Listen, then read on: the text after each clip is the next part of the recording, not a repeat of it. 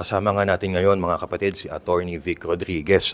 Madalas po namin kayong nakikita, especially noong election ng 2022, na lagi nyo pong katabi si BBM. Pero parang ngayon po parang hindi na po kayo friends. Sapagkat tinalikuran niya yung magagandang salita na aming binitawan noong 2022 na kapag binigyan ng tsansa ng dakilang may kapal na makapaglingkod, kami magsisilbi ng tapat sa sambayan ng Pilipino. And I believe that has resonated back in 2022, kaya siya tinangkilik ng 31 million Filipinos. Pero salungat yung kanyang mga ginagawa at polisiya sa mga magagandang salita at pangakong yan.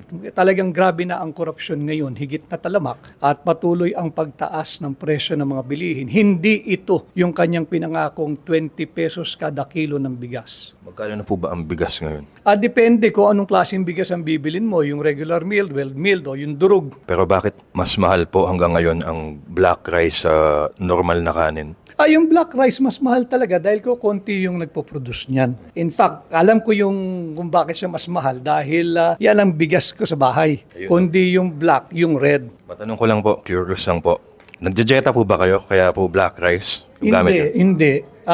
Mahilig lang ako magbasa na ang source ng isa yun na pagiging diabetic daw ng tao. Asyano tayo eh. Sa Asians, rice is life. So, if you cannot avoid yung kanin, may alternatibo naman. Pwede yung black, pwede yung red, pwede yung brown.